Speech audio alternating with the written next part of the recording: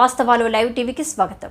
ఇచ్చిన మాటను నిలబెట్టుకున్న కాంగ్రెస్ పార్టీ గత అసెంబ్లీ ఎన్నికల్లో ప్రచారం చేసినటువంటి రైతులకు 2 లక్షల రుణమాఫీ, ఏకకాల రుణమాఫీని చేస్తామని ఎన్నికల్లో హామీ ఇవ్వడం జరిగింది. ఈ సందర్భంగా నిన్న రాష్ట్ర మంత్రివర్గం భేటీ అయ్యింది. ఈ భేటీ అనంతరం రైతులకు 2 లక్షల ఏకకాల రుణమాఫీకి మంత్రివర్గం ఆమోదం తెలిపింది. ఈ సందర్భంగా రైతులకు 31,000 కోట్ల ఏకకాలం రైతులు అందుకున్నారు.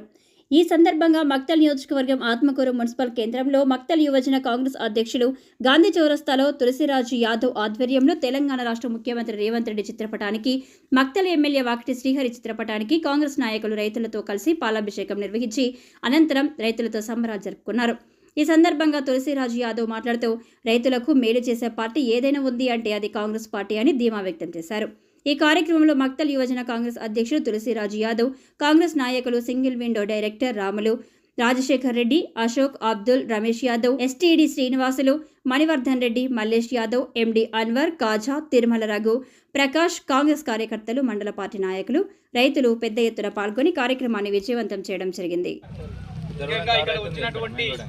మండల పట్టణ నాయకులకు, కాంగ్రెస్ కుటుంబ సభ్యులకు నా యొక్క నమస్కారాలు.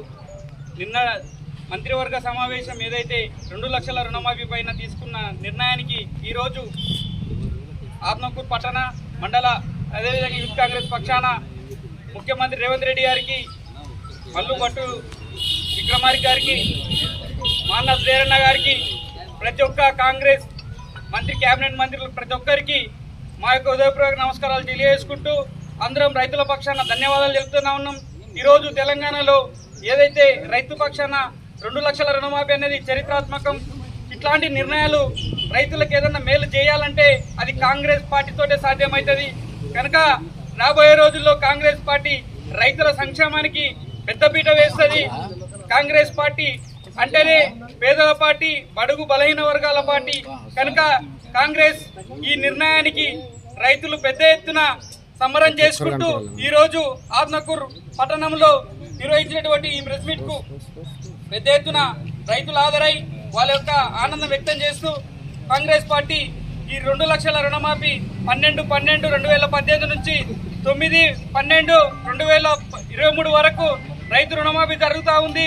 రాబోయే రోజుల్లో ఇంటి రుణాలు కానీ, అదేవిధంగా సిలిండర్లు కానీ, ఇంకా ఏ నిర్ణయాన్నైనా త్వరితగతిన పూర్తి చేసి రైతులకు అండగా ఉండి పేదలకు ప్రతి ఒక్కరికి తోడ్పాటు ఉండే పార్టీ కాంగ్రెస్ పార్టీ. కనుక ఏరువాక పౌర్ణమి శుభాకాంక్షలు తెలియజేస్తూ రైతులకు ఈ నిర్ణయం తీసుకోవడం చాలా ఆనందంగా ఉంది. కనుక రాబోయే రోజుల్లో కూడా కాంగ్రెస్ పార్టీ రైతు పక్షాన నిలబడతా అని చెప్పి ఆశిస్తూ జై కాంగ్రెస్, కాంగ్రెస్ పార్టీ జిందాబాద్, వాకిటి శ్రీ అన్న నాయకత్వం.